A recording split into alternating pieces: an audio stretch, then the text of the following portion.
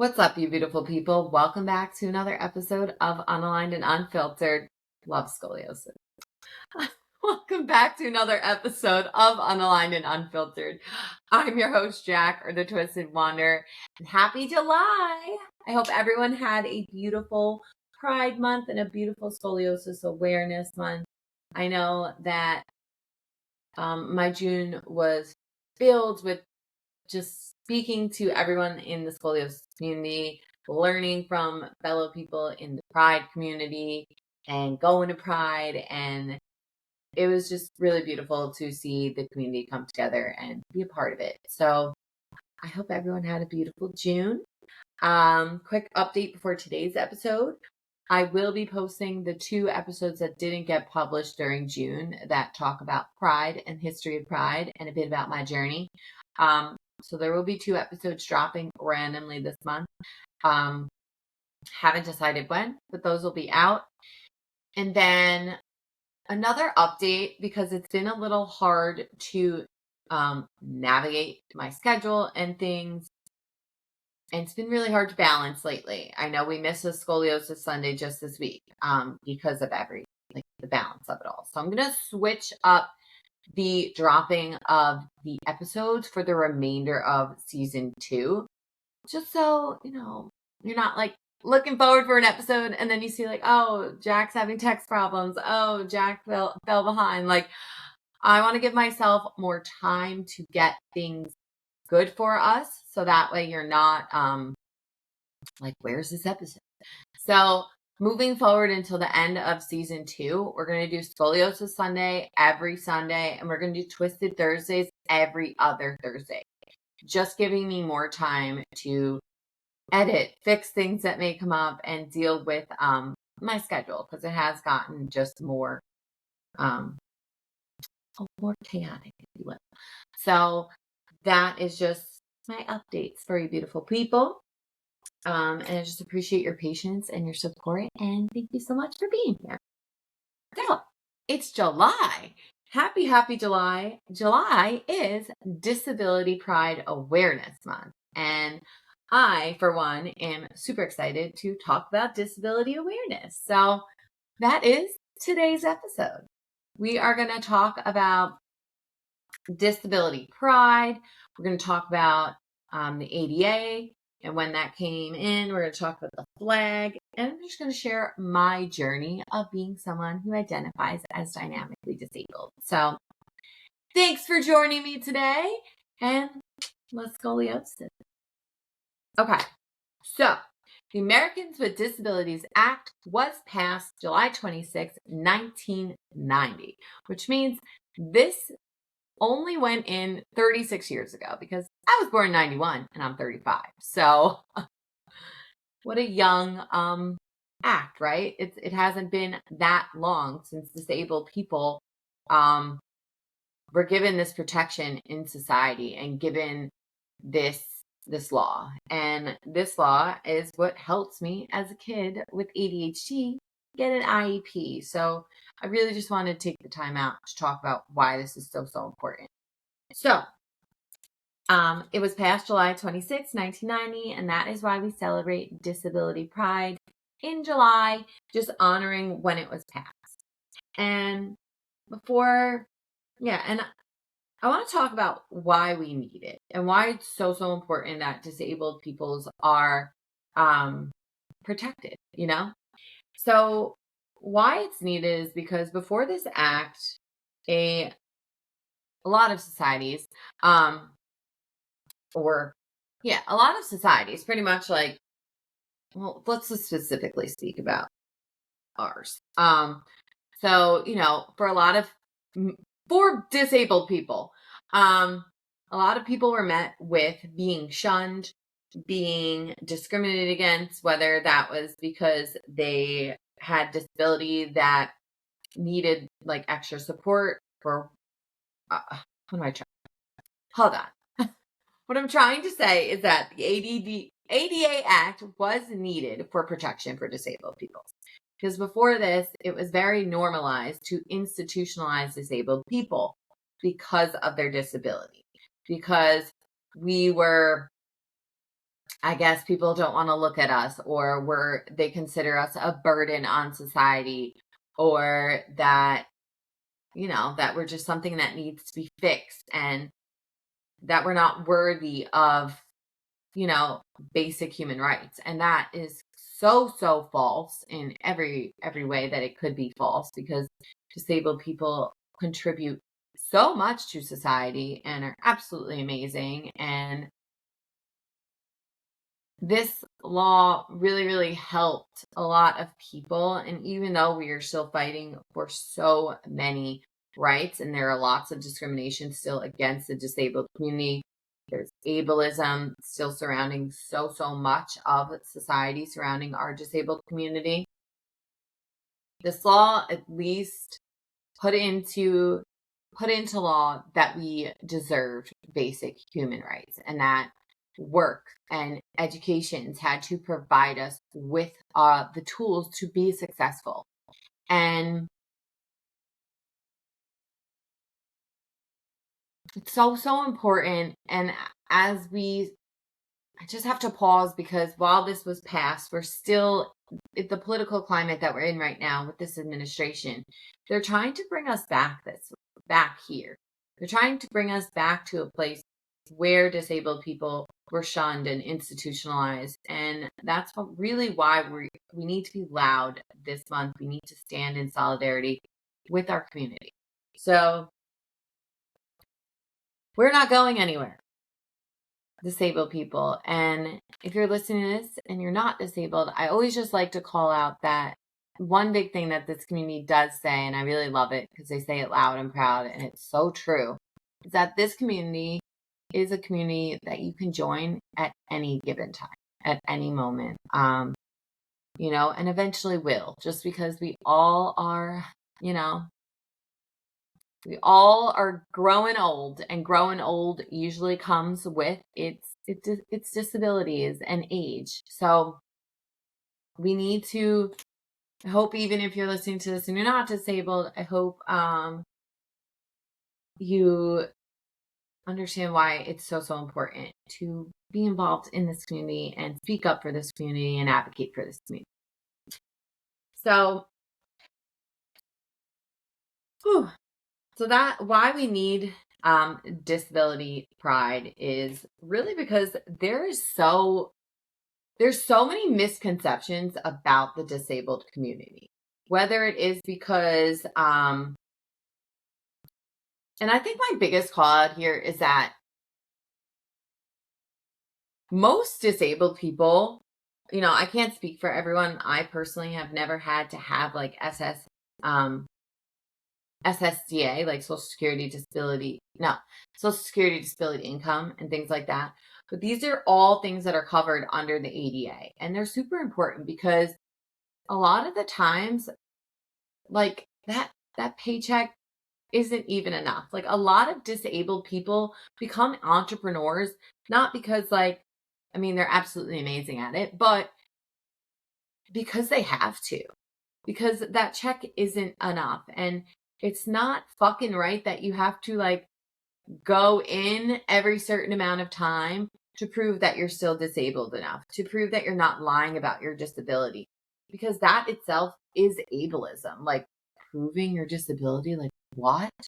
So while this law did a lot for the disabled community, there are still so many things that we need to work on, because it's not perfect and nothing is perfect, but we can do better, if you will.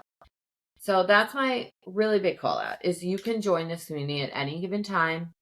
And also the fact that, most disabled people would love to be able to work and not just receive that check and be struggling and then have to, create an entire side business to really be able to provide for yourself. Being disabled looks different for everyone. And someone may need, I'm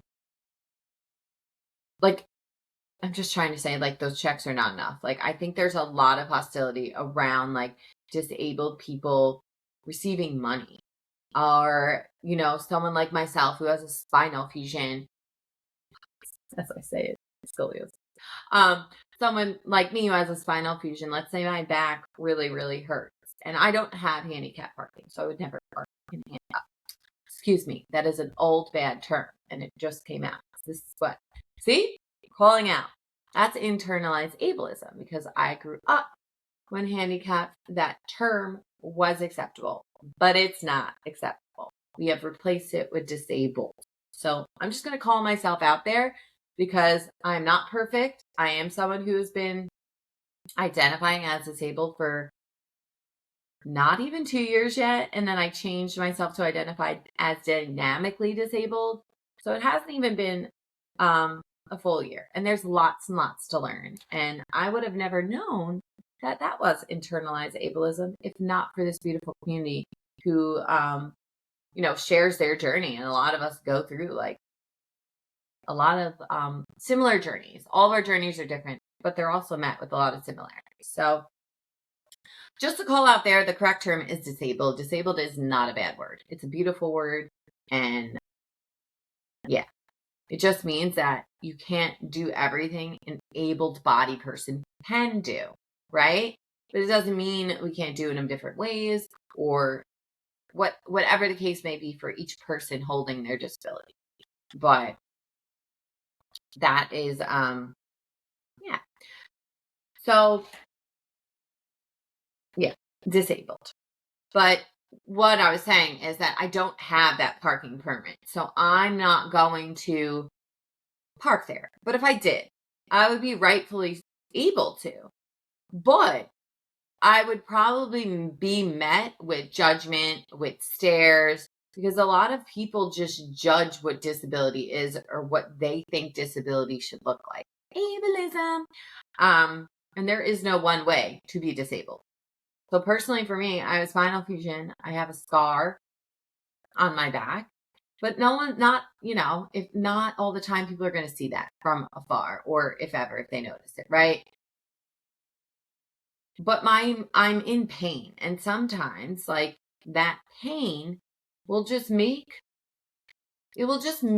walking long distances harder, right? And so maybe I would park closer that day because my pain was really, really bad. Whereas some days I may not park there. But either way, someone with an invisible disability like myself should feel safe to park there and not met with judgment or questioning. And that's a lot of what the disabled community is met with, especially if you are a person who receives SSDI. It's not like they just get this check and they're trusted. There's a lot that goes into it. And I've watched people's journeys and it looks emotionally and mentally taxing and exhausting for the person who is disabled. And I really wish more people would know about that. So I feel like that was kind of when I go on those rants, I like to call them a jack attack. But that's really why disability awareness is so, so important. We need more people who aren't disabled to understand that there is so much fluidity or diversity within this community, and not one person has the same journey. Even people with the same diagnoses don't have the same journey. So we need to be open-minded, and we need to we need to, I guess personally for me, like I'm so grateful to have found this community because there's so many things about myself that make more sense now that I am identifying as dynamically disabled. And if it wasn't for really amazing people in the community who are online sharing their journeys, I really don't know where it'd be. I feel like I'd almost still be like putting myself in harm's way, trying to do able-bodied things. And I did do that, but I didn't realize that that's what I was doing, because after spinal fusion surgery, they pretty much tell you just be careful and you're fixed now. But that's just that's not accurate. And once I've embraced that and was like, oh, like my body moves different now, and it moves different now because I'm disabled. Like I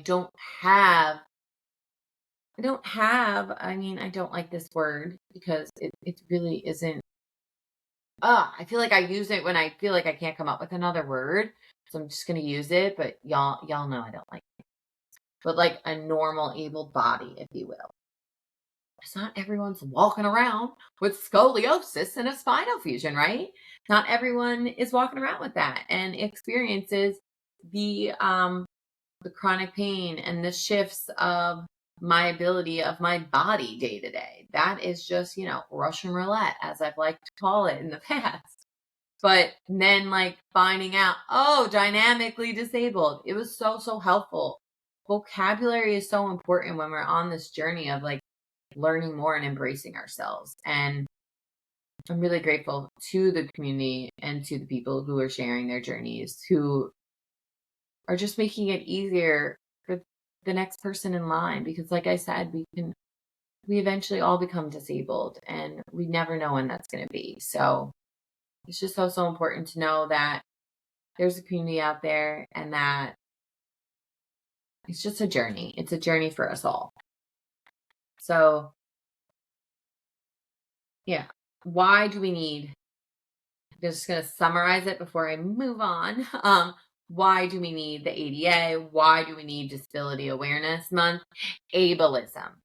Because there are genuinely people out there who think that we're not worthy or shouldn't be seen in society and judge us. And we also need it to inform and educate and get rid of these misconceptions, get rid of these myths, because they're hurting our community.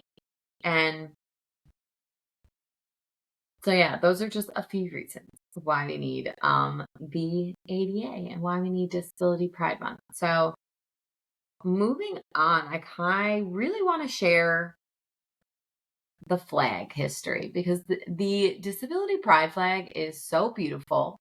And I did some research on it, and I actually learned before the one that I know now, the one that was done in 2021, there was one done in 2016, and it was actually a zigzag of all the colors you see now, but it was a zigzag. And because it was a zigzag, it actually triggered sensory disabilities to come about.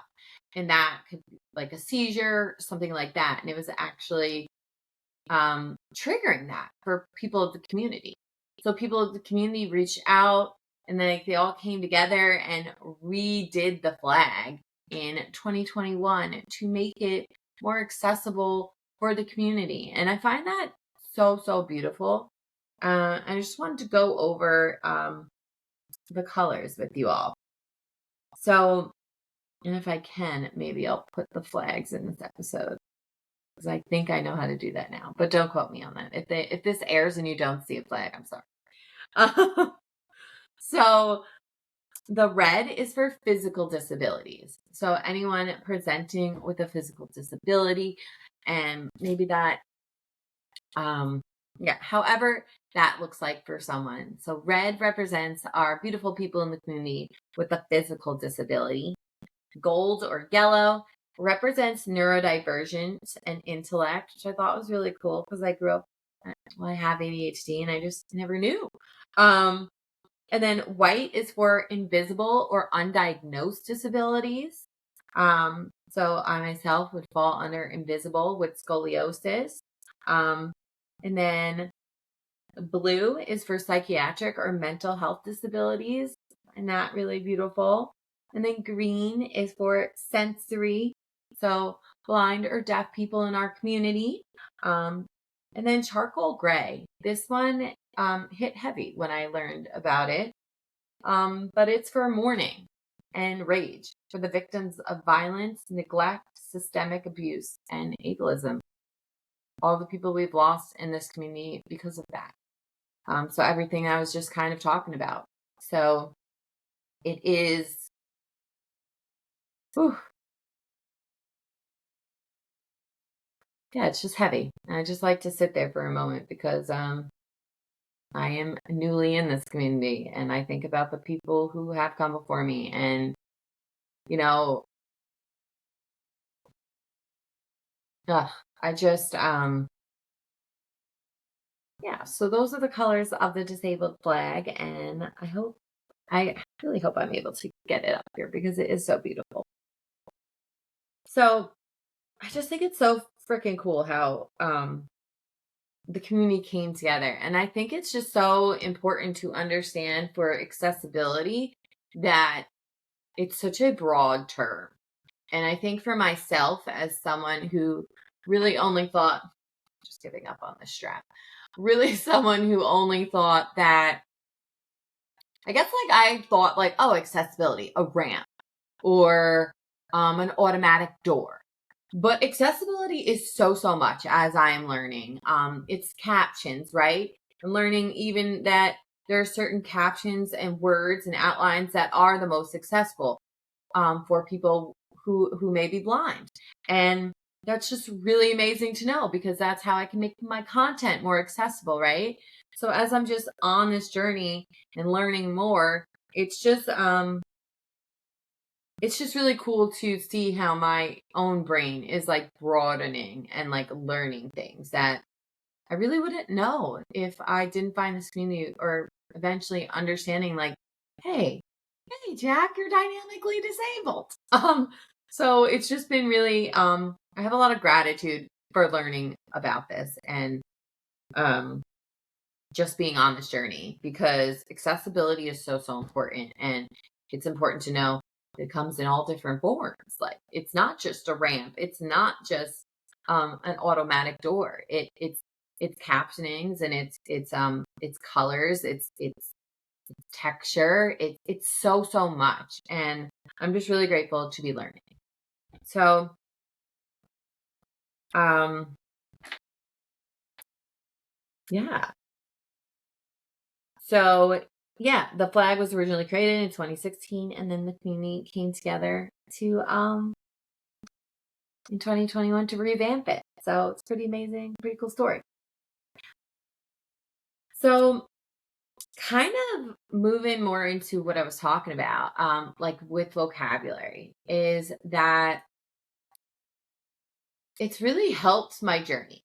And I want to share my journey from a pretty broad aspect with you all to let you know a bit more about myself. Um, so I don't know if I've ever mentioned this, but um, I don't know if I've ever mentioned this, but I was epileptic. So I was epileptic from the age of 4 years old until about 13 years old.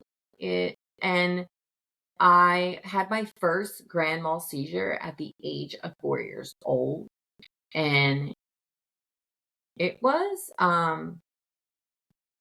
I personally only have like little blippets of memories from that, but I can personally feel inside my body if I focus on it. I can feel the fear of what was happening that day. And I think like growing up as an epileptic kid, it it's something that I haven't reflected on in a while.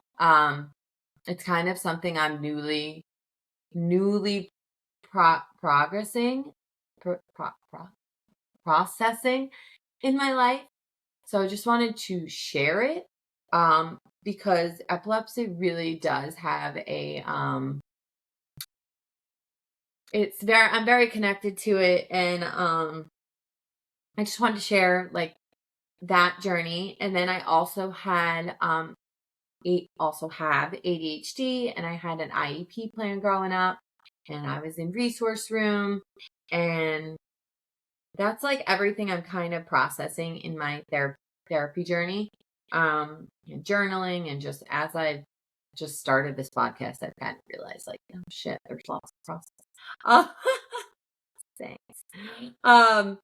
But so yeah, I just like to share like why disability means so much to me because there are quite a few avenues of where disability fits into me as a person and my life and my experience as a person. So that would be epilepsy and having seizures and being on lots of medicine, and lots of sleep deprivation and tests and epilepsy tests. And we could do a whole nother episode on epilepsy, but I just wanted to share that in case there's anyone listening who may also have epilepsy.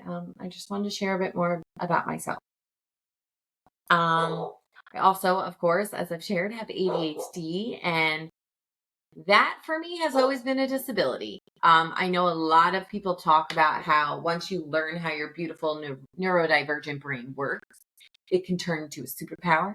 And let me tell you, I can't wait for that fucking day. But for now, it disables me.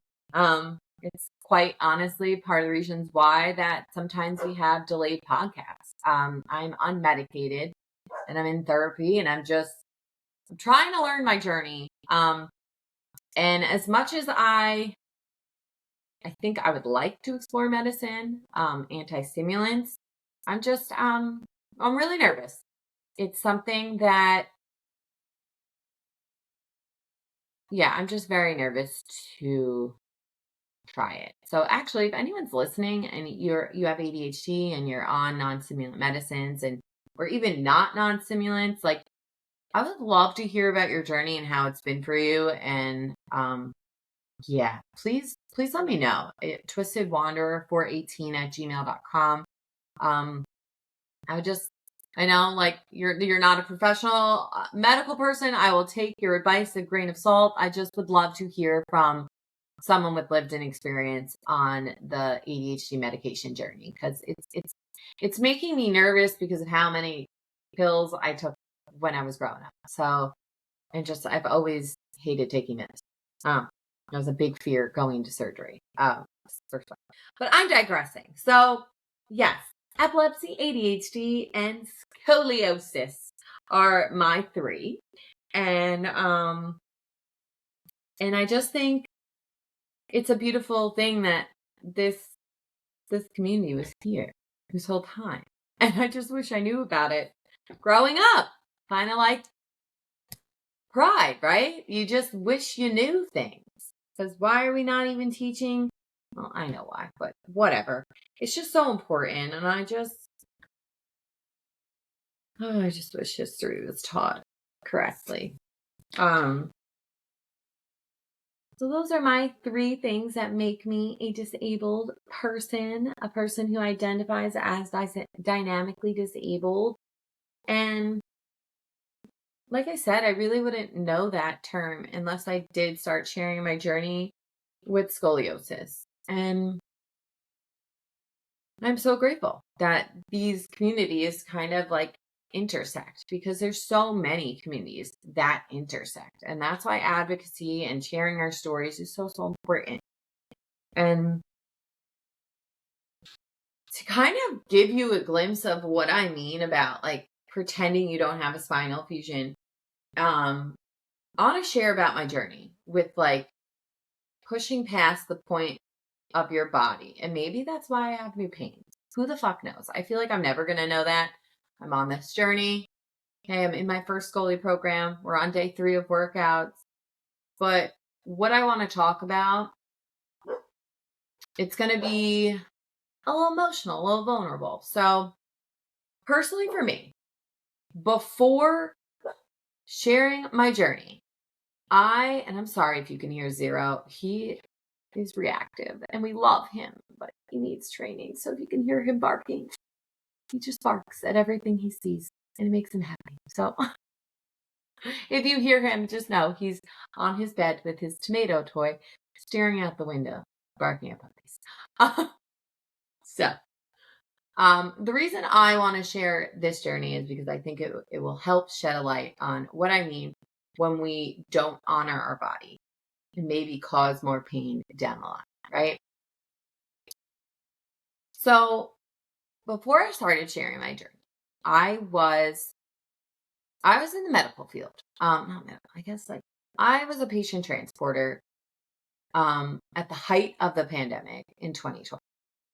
And this is going to be very hard to talk about because as someone who hears the way people talk about the pandemic and COVID-19, a lot of people talk about how they stayed home and they did dances. And my version of the pandemic is dark as fuck, which I'm sure there are many people who share that. But I also think we don't talk about it. So I'm going to talk about it today because I'm going to share what I did to myself. So let's just talk about it. I was a patient transporter. I started my job March 20th of 2020. No, March 30th of 2020. And oh my gosh, this is very heavy. I didn't expect it to be this heavy. I saw a lot. That's why it's very heavy. A lot of people died during the pandemic. A lot. So I just want to sit there and honor the people who have passed during it.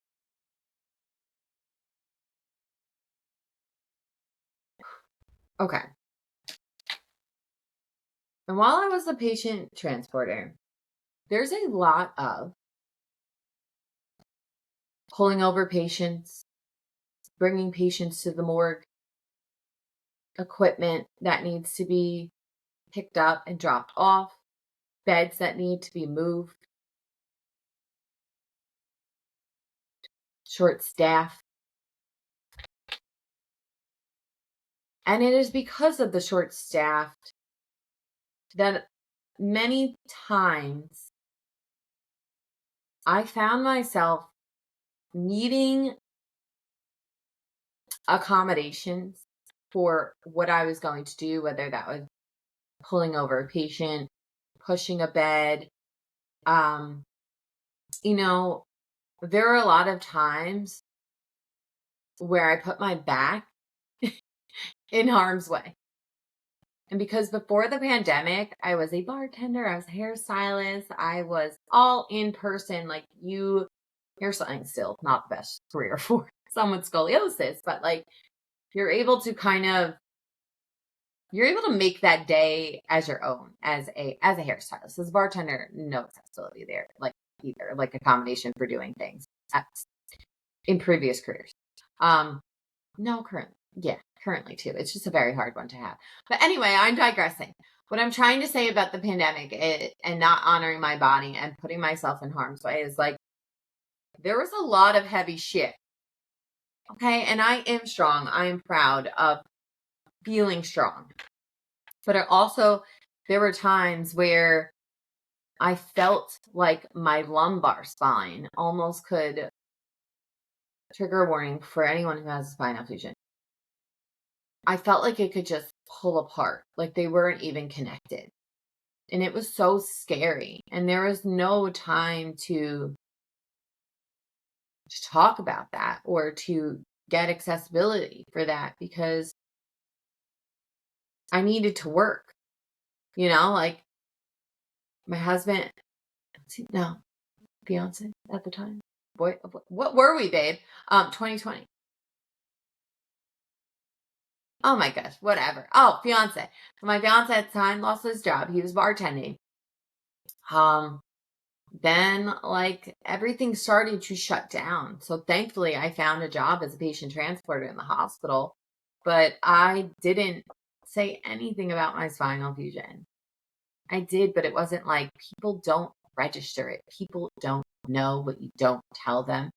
And honestly, who knows if I would have gotten the job if I was really honest about my physical abilities. And I just knew I needed to do what I needed to do. And I also just had a really strong calling to be on the front lines. And I say on the front lines because, yes, I wasn't a respiratory therapist or a nurse or something like that, but I was in those patient rooms and I lost a lot of patients. We lost a lot of people.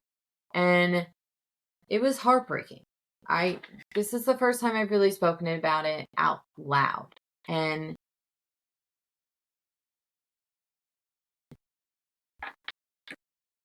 so I'm not going to I think one day I may do an episode on that. But what I'm trying to say is like, it's so important to be able to honor your body and to not put it in harm's way because, ugh. Um, and sometimes we just don't have a choice.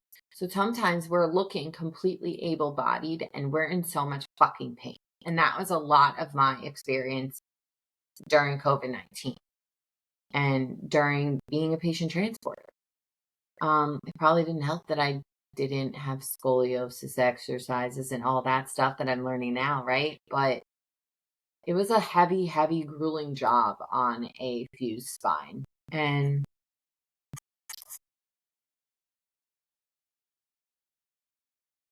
yeah, I would find myself like doing things that were dangerous for my spine, whether that was like lifting something because no one else was available or pushing a bed by yourself because no one else was available. Like there were so many moments where I just pushed through, and I hope that if you're listening, take it from me. Don't push through if you don't have to. Try and get accommodations at your work if you have a supportive job. I know it's not every job is going to be supportive. And that's another reason why Disability Pride Month is so important because yeah, maybe I need accommodations, but that doesn't make me any less valuable than someone. If anything, it makes me more valuable because I'm able to connect with the people that I'm transporting. And I just wish disabled people felt more safe to request their accommodations. I know I can't be the only one that pushed through physical and mental capacity just because we had to do it. And I often I do think I've expressed like I've had new pains coming up and I often wonder, I wonder if what I did to my body in the early days of my fusion, is coming back to fucking haunt me.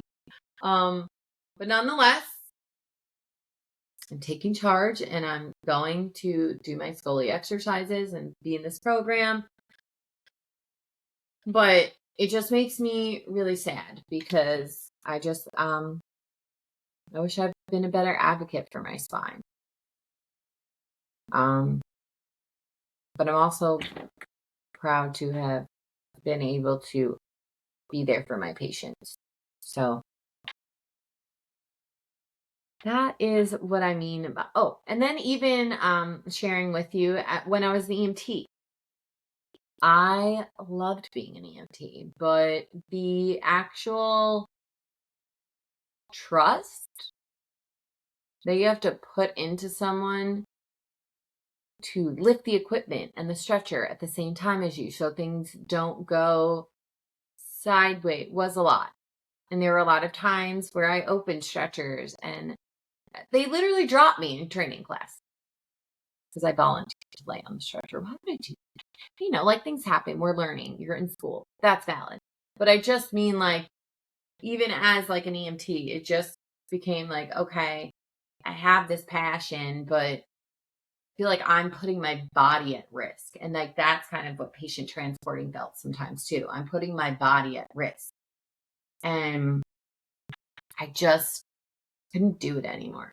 So that's kind of what led me to start the journey to remote work. Also, I had a huge mental crisis. As you all know, I've shared that. That's how this podcast came to light. I hit record one day. I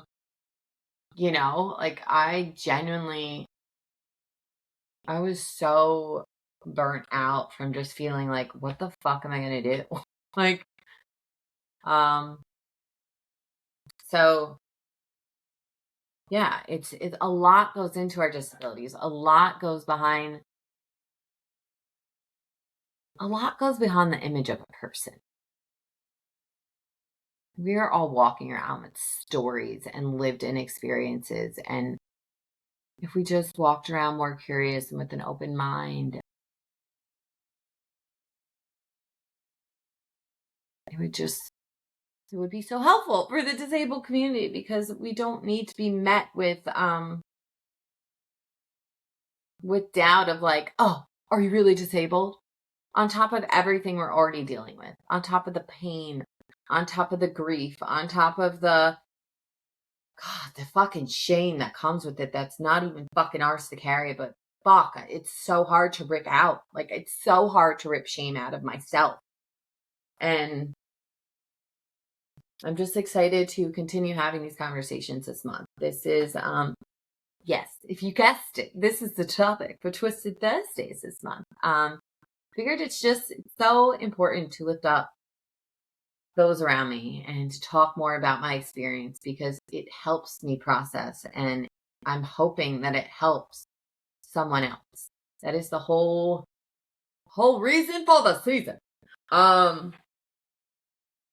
So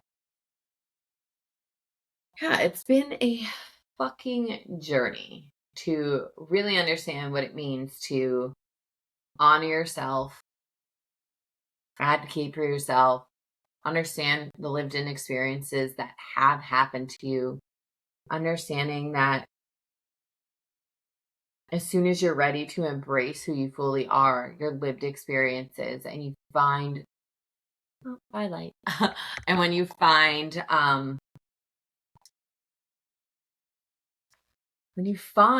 just vocabulary, community, things begin to make more sense.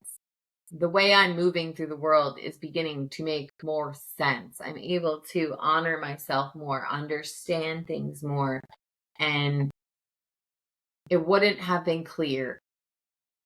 And I would still be so lost if I didn't share my story and find this community. And like the two people I really, really want to shout out. If you don't follow them, please go give them a follow because they really helped me embrace and understand more and really started this journey for me on like understanding the disabled community and understanding what disability means to me and understanding how important it is to raise awareness for disability. And that is Jill and Allie. And Jill's username is, I'm going to bring it up on my phone right now. She's a disabled content creator and she's fucking funny. Jill Cabernell. She calls out ableism so much. She's fucking badass at it. And she also, she writes. She writes over at Pretty Bent Things. She has a Substack, so you can follow her on Instagram, Jill Cabernell. She's amazing. She's an amazing advocate. She has scoliosis. She's just a beautiful human being, and I really appreciate her and her conversation. She was actually on the podcast in 2024. So I'll link that old episode if you do want to go check it out. And then my other amazing woman is Allie at Seated Perspectives. And Allie at Seated Perspectives is another disabled content creator. And she is, she's building the Disabled Joy Collective, but she also really helps disabled people come into themselves and tells you, hey, embrace yourself. You are disabled enough. No matter how your disability looks like, you're disabled enough because of your own lived experiences to talk about disability. And she's a huge reason why I feel confident to feel to be vulnerable today to talk about this history. I'm doing lots of firsts, talking about Pride history, talking about disability pride. It's all new to me. So I hope this lands the right way. I hope I'm doing these conversations, justice. And if you have any questions or input, constructive criticism, like I'm open to it. I am just want to be a safe space, advocate and do what I can and share my story because my lived in experience is the best way I know how to advocate. So I hope you all enjoyed this episode about a little bit about my journey, sharing more about myself and my disabilities, along with learning more about disability pride and the history and why it is so important, especially this year now, more than ever, to stand up for disabled people. So please, until next time, my beautiful people, I will see you on Scully Sunday. We are going to do a Scully Sunday. I know we missed you last week, but I'm doing a Scully Sunday this week. Doing a Scully Sunday this week. And then I will see you in 2 weeks for Twisted Thursday for Disability Pride. Pride Month. And then again, those 2 episodes of Pride will be floating around somewhere. I'll announce them, but they're going to come out this month. But I love you all. Thank you so much for being here. Until next time, take care of your mind, take care of your brain, take care of your spine. Love you. Bye.